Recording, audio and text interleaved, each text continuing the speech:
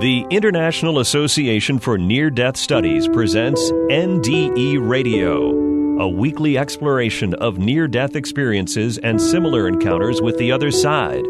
Now, here's your host, Lee Witting. Welcome to NDE Radio, brought to you on behalf of IANS, the International Association for Near-Death Studies. I'm your host, Lee Witting. Our guest on NDE Radio today is Chase Skylar DeMayo. Chase is a U.S. Air Force veteran who died on April 1st, 2008, but was sent back, he says, to spread light, love, joy, and laughter in the world. Chase was born in Orlando, Florida, and raised alongside his 6 adopted siblings by his grandparents, where he discovered very young what love, acceptance, and family meant, no matter what anyone looked like, felt like, or where they were from. Injured early in survival training in the Air Force, Chase became a public affairs journalist, where he had the opportunity to share his stories with active duty military and supporters. And after a near-death experience through cardiac arrest in 2008, while he was stationed at Langley Air Force Base, Chase kept his near-death experience private in fear of judgment and retribution for 12 years, until last fall. Since being medically retired from the Air Force in 2008, Chase has worked in television, radio, sports entertainment, comedy writing, and also performing at theme parks and national events. In October 2020, Chase attended a veterans mental health retreat, which reopened his near-death experiences and created a newfound passion to help fellow veterans and their supporters. Chase has worked recently with 2 previous guests of NDE Radio concerned with veteran healing, Lilia Samoilo and Diane Corcoran, to help educate veterans, especially those who have experienced NDEs. Chase hopes to continue that message, help heal others, and allow them, as Chase puts it, to chase the light. To keep in touch with Chase, visit chaseskylar.com. Chase, welcome to NDE Radio. Lee, it's an absolute honor. Thank you so much for having me today. Well, it's wonderful to have you. And also, besides talking about your NDE, I want to continue with hearing more about your work with veterans. So why don't we start with the 2008 experience, what led into it, and what you saw? Absolutely. So 2008, I was already, I would say, halfway out of my time in the Air Force. I was a career, at that time in my head, I was going to be a career lifer, as they would say in the Air Force. Since 7th grade, I knew I was going to be in the military, 20 years. I was going to be a hero, all of that good stuff. So stayed on the up and up, stayed away from drugs, stayed out of trouble, and, joined the Air Force to be a SEER instructor, which is survival, evasion, resistance, and escape. During my time in training there, I had I would say a minor knee injury. They performed a knee surgery that was kind of just a routine knee surgery, and unfortunately the knee surgery didn't go exactly as planned. So during that time, they gave me an opportunity to kind of pick another career, which is very fortunate that I got to become a journalist in the Air Force. Through that, went through physical therapy, kind of went through those, kind of through the routine to see how my knee was going to recover. And unfortunately, it just seemed like my knee wasn't going to get any better unless they did, a total knee replacement. And at the time, I was 19 years old. So, I knew my time was coming to an end soon. And sure enough, at 19 years old, you start to turn bitter and you start to get angry and go, wait a minute, I was going to be in the Air Force my whole life. This was my calling, and so, unfortunately I didn't take my last few months in the Air Force too seriously. So I started waking up late and going, well, what is the Air Force going to do, right? If I show up a few minutes late, what's the worst that's going to happen to me? So sure enough, hit the snooze button a couple of times on April 1st and decided, hey, I'm just going to slowly mosey into the office. And for anybody listening who's in the military, they're probably laughing because I'm using, the Air Force terms like office instead of what the Army or Marines or Navy might use for terms. But next thing I knew, I was getting out of bed, and I woke up a significant time later at the Langley Air Force Base Hospital. I had been found on the floor. My supervisor at the time had thought she was going to catch me being late, and they have a key to your dorm room, and she had found me on the floor. So, yeah, that was lucky. Yeah, it was absolutely lucky, and so they have me there on the in the one of the makeshift kind of rooms there on Langley Air Force Base, and they're running tests, and the nurse is doing her her routine of checking my vitals, and doctor comes in and says, we can't really find anything wrong. It might have just been a fainting spell, but obviously we want to check and see if you hit your head on the fall. We want to just check your chest and just kind of see what's going on before we send you home. But it didn't really make too much sense. Blood work obviously came back fine right away. So next thing I know, the nurse kind of heads out. Before then, she's kind of fiddling with my IV. She says, we're going to go get a mobile chest x-ray and I'll be right back. As she's walking out of, kind of my area at the end of the hallway, everything starts to go, blurry. Everything starts to, kind of slow down in time. Really, it's something like something you would see in a movie or a TV show. Things just really started to slow down and get kind of fading. Before I knew it, the nurse started kind of, the female nurse comes essentially running into my room, as an alarm starts sounding. And before I know it, it seemed like the room filled very quickly with nurses and doctors, all kind of essentially sprinting into the room, at the end of the hallway. And you can see the kind of the confusion or terror on their face, and for me, it just, my vision was blurry, but also I could picture their, the look on their faces. I could picture, the fear in their eyes, and the confusion, as the monitor kind of beeps to the left of my face. Mm. At that time, a gentleman was to the left of me and starts stroking my arm. While he's stroking my arm, I start to get goosebumps, right? And it's the most calming, soothing sensation I get up my arm. And I guess euphoria would be not a good enough term, but the best term I could come up with at the time. When I tried to look over to him, because, of course, still, I'm a 19-year-old kid and some guy is stroking my arm, right? So I want to know who he is. Yes. I start to look over and he kind of, stops my chin from looking over and just says, relax, calm down. Just this really soothing voice is just trying to calm me. And of course, as I say that now, I go, how could I crystal clear hear this voice while alarms are sounding, people are arguing and they're looking at me, and I look back up at the nurse's eyes and the doctor's eyes, and I'm feeling what they're feeling. I'm feeling their hearts beating. I'm essentially watching them watch me die, right? Mm. And that's obviously in hindsight, I kind of realized what I was watching, right? And so I feel that, the face, I should say the arm kind of stroked my arm. And he says, the man to the left of me says, you're going to feel air travel up your vein and it's going to hurt really bad for a while, but they're trying to save you.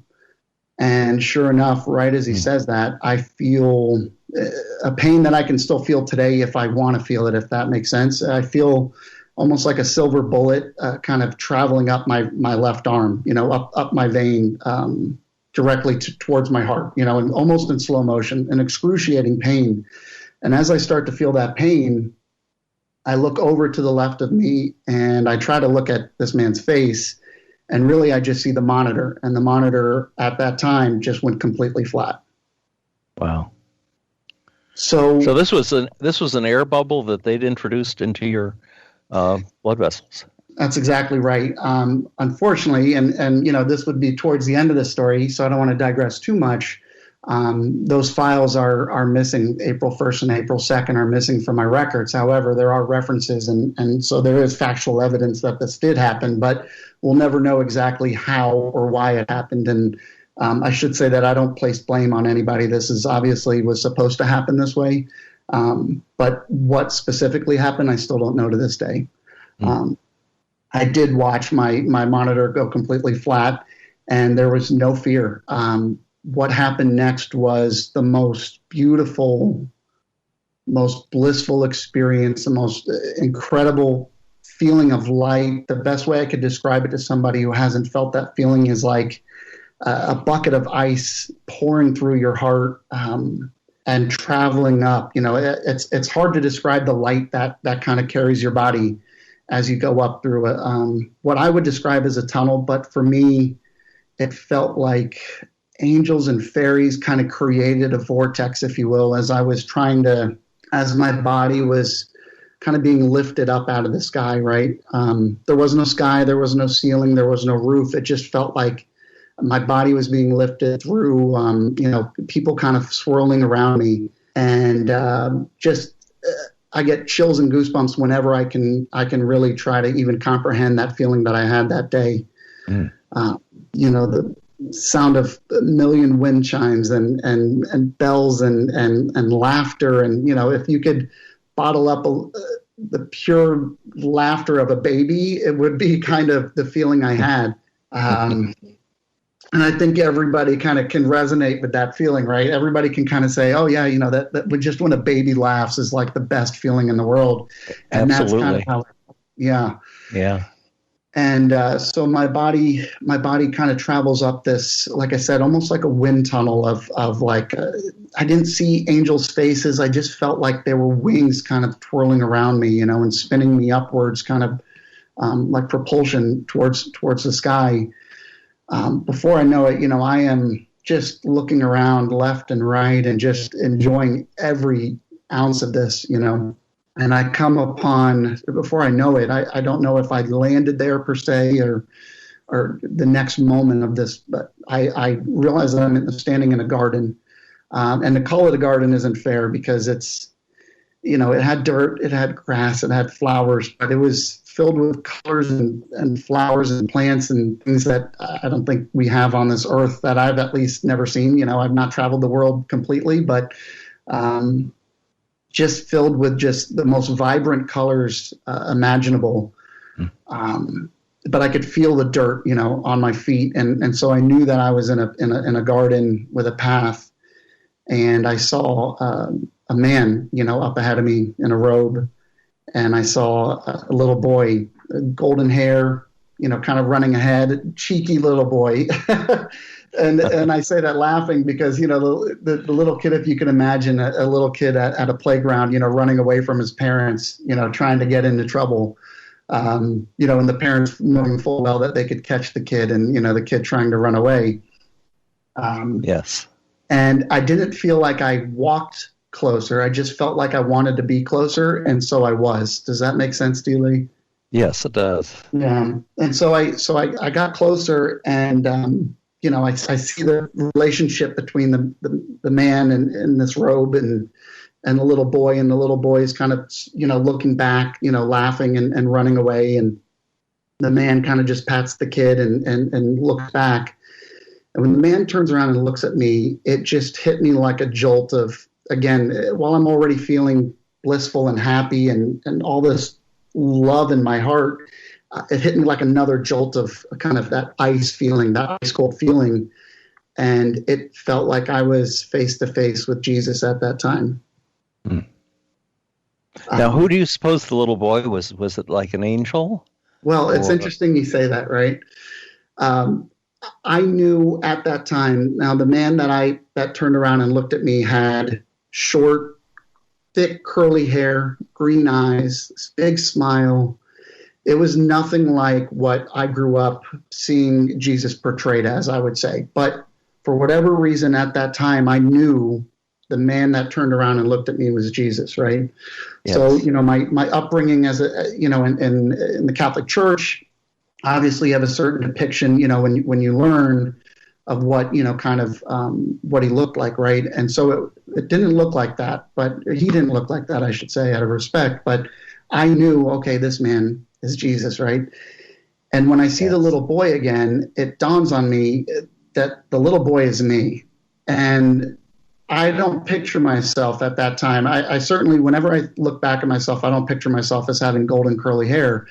But I did have actually golden curly hair up until I was about 4 years old. And then for whatever reason, at some point, by the time I was 5 years old, I've had this dark, thick, dark brown hair ever since. So if you look at my baby photos all the way until pretty much kindergarten, I had my parents proudly gave me a 90s mullet, a curly blonde mullet, and it just kind of sank in that I was watching myself as a little boy kind of run through this garden, just laughing and giggling, and I didn't know what it meant at the time. Obviously, I appreciated me watching myself, and the best way that I've described it to my wife, when we first met, and I explained, I shared this beautiful story with her, was almost like Charles Dickens in The Christmas Carol, right? I think a lot of people have seen that. When you're watching,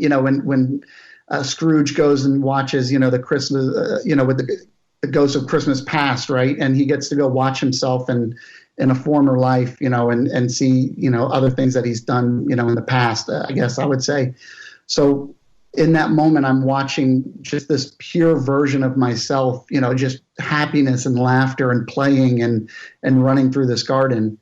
And before I knew it, I don't know how much time passed. For all I know, I could have been there for a week, or I could have been there for seconds.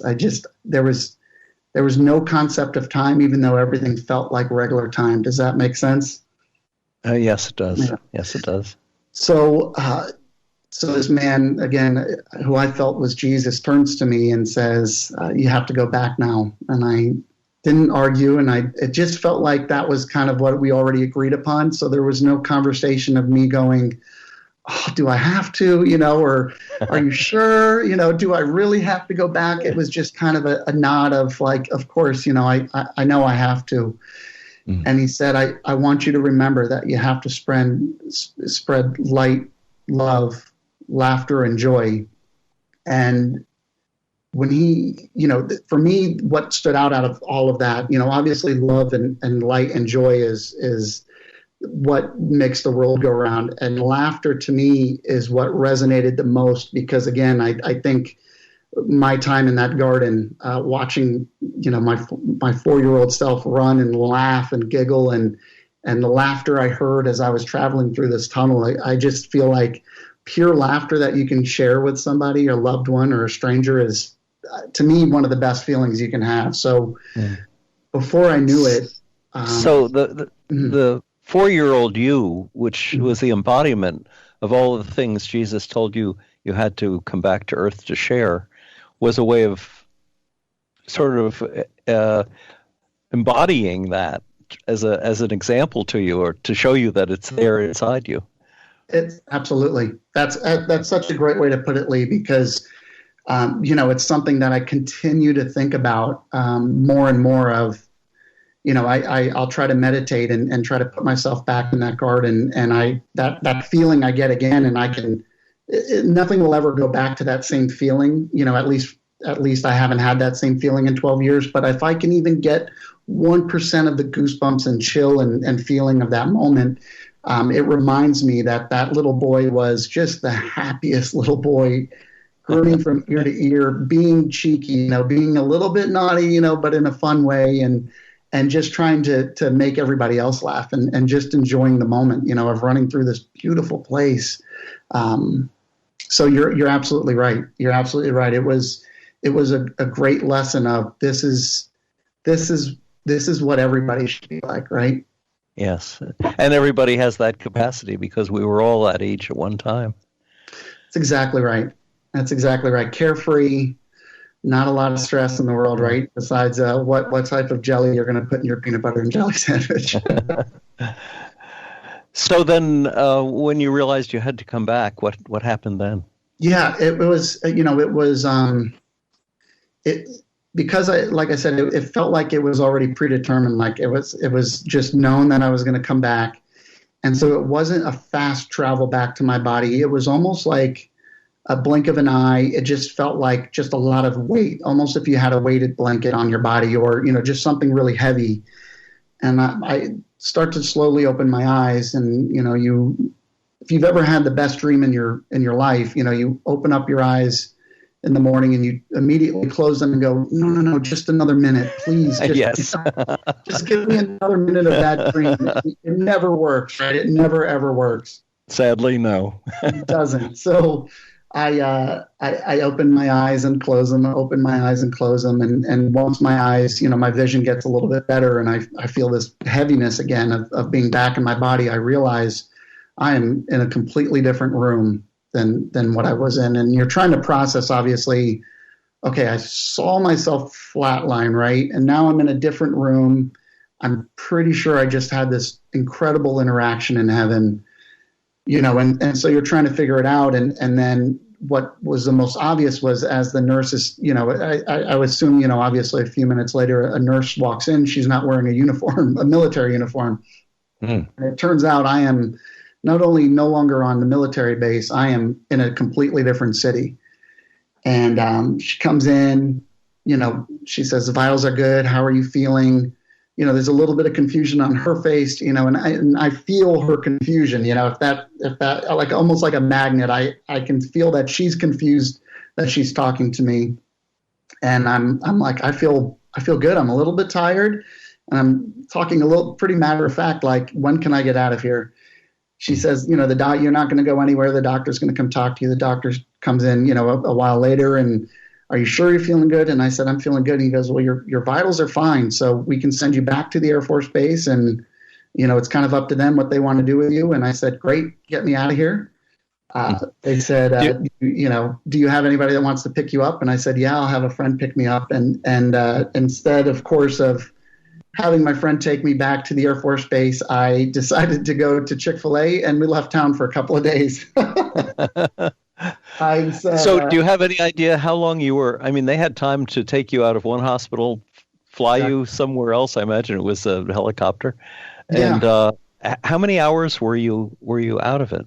Here's the thing. So this was in 2008. So Facebook had been out for a couple of years. And of course, I'm at that age where I have to share every detail of my life at that time on social media. So once my friend picked me up and we went back to the base, I got my cell phone and I put on Facebook. I said, just died, flatlined, LOL. I thought it was funny, and because I didn't know, I told my friends, hey, I just died. Can we go, pick up some food? And we drove up to Washington, D.C., which was like, I think 3.5 hours away. But when I posted it, I didn't even realize that it was April 2nd, late in the evening. So to answer your question, they found me first thing in the morning, April 1st. And when I was discharged from the hospital in Hampton, Virginia, that was April 2nd around 5 p.m. So there was obviously a huge gap in between. At least a day and a half had gone by from my first memory of waking up to waking up again in the hospital. Wow. Yeah. Well, did you tell anyone your story at first? I mean, what you'd seen?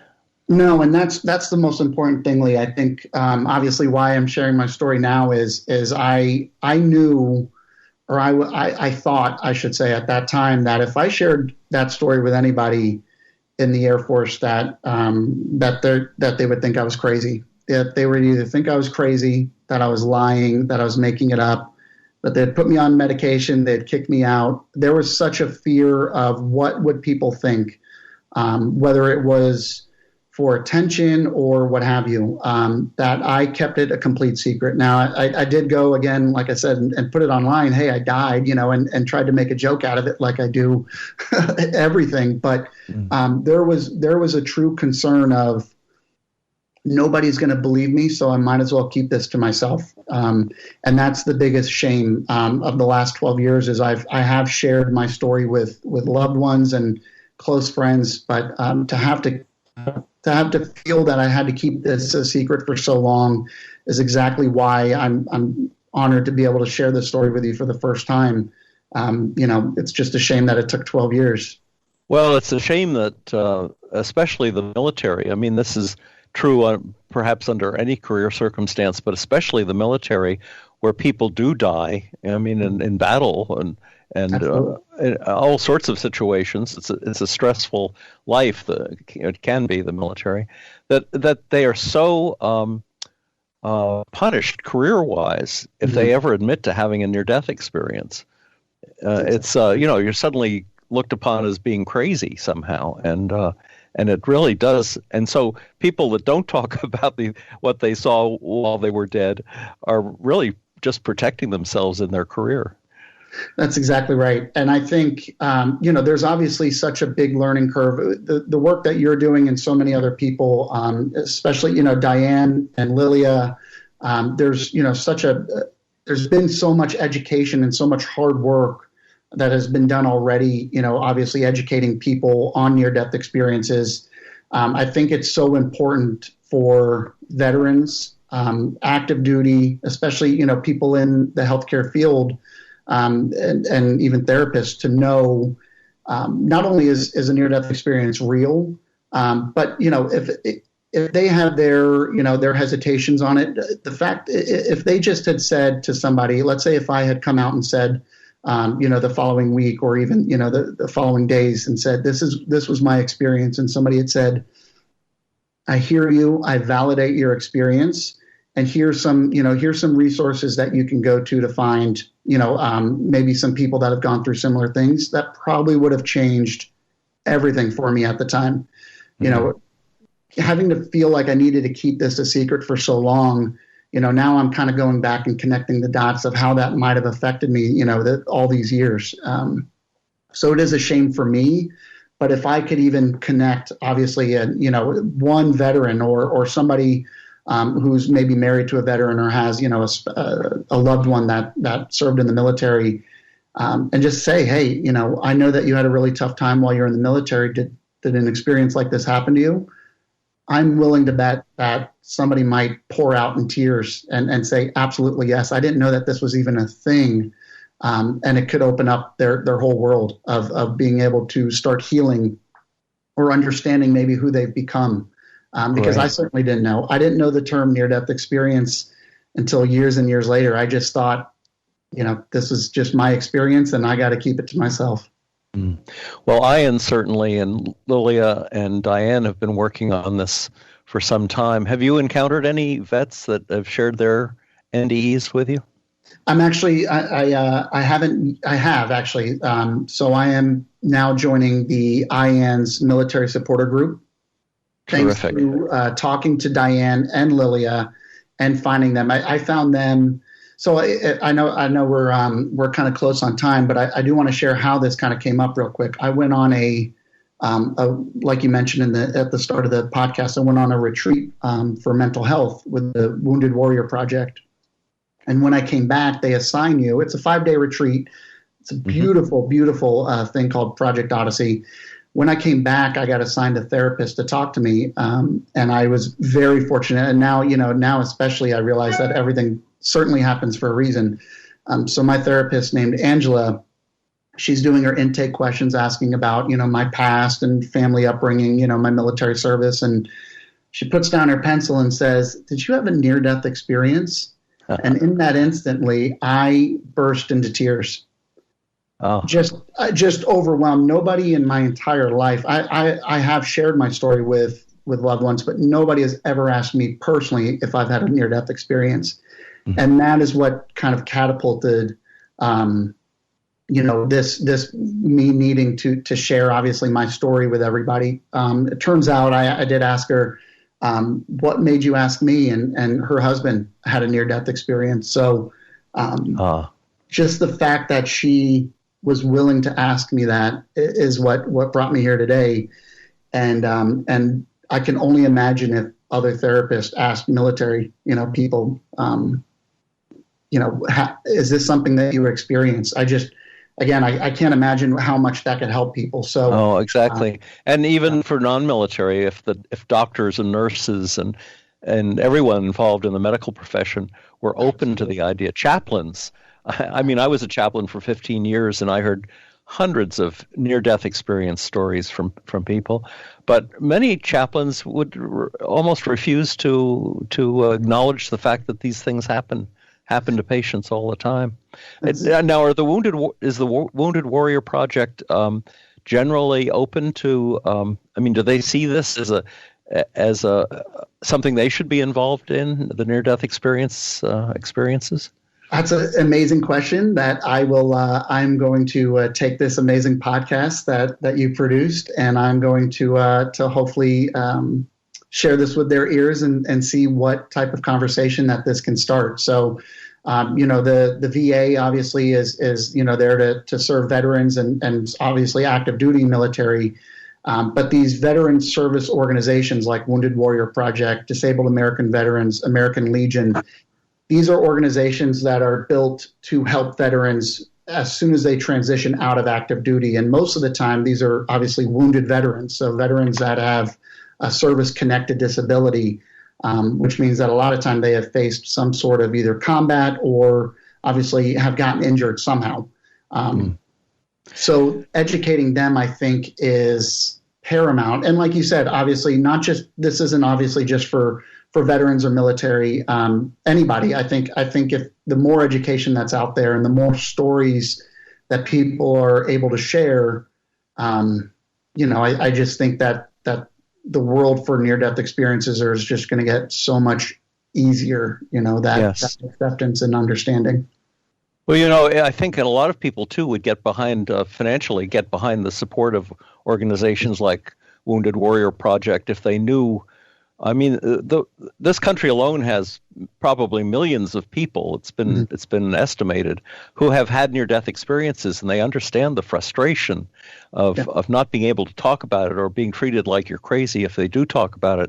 If they knew, for instance, that Wounded Warrior Project or any of the other veterans organizations were actively working to develop an understanding and a comprehension and a sympathetic receipt of stories like this, supportive. They've got to be supportive and not just rejected out of hand. Talk about a source of PTSD.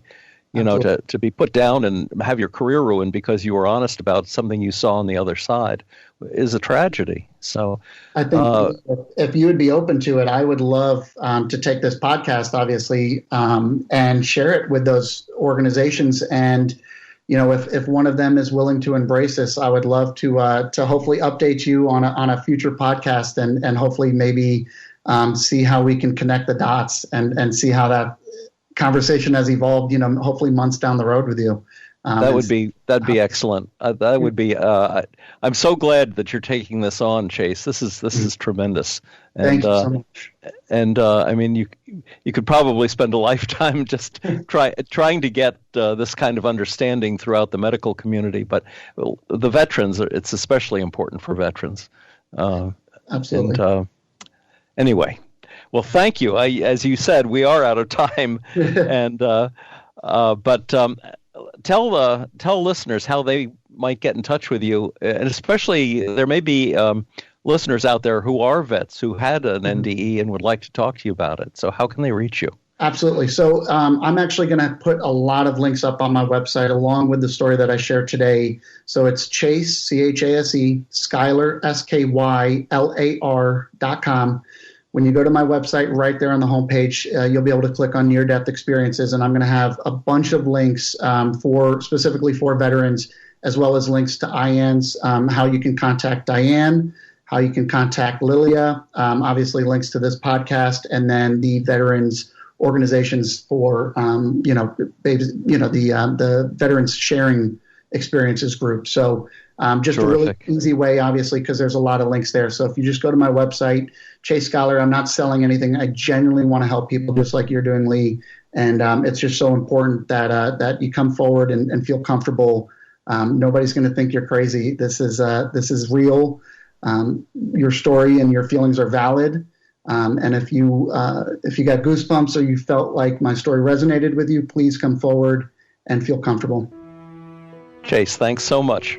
Thank you, for sharing your story, the story of your NDE, and how it changed the direction of your life to work with other veterans. Thank you so much for having me. Oh, it's a pleasure, and we'll have you back as soon as you would like to give us an update on the work you're doing. Looking forward to it. All right. If listeners would like to hear this show again or any of our nearly 400 past shows, go to NDE Radio and hit the past shows button. For more about IANDS, go to their website at iands.org. And listen again next Monday, 11 a.m. Eastern, for more NDE Radio. This is Lee Witting saying thanks for listening.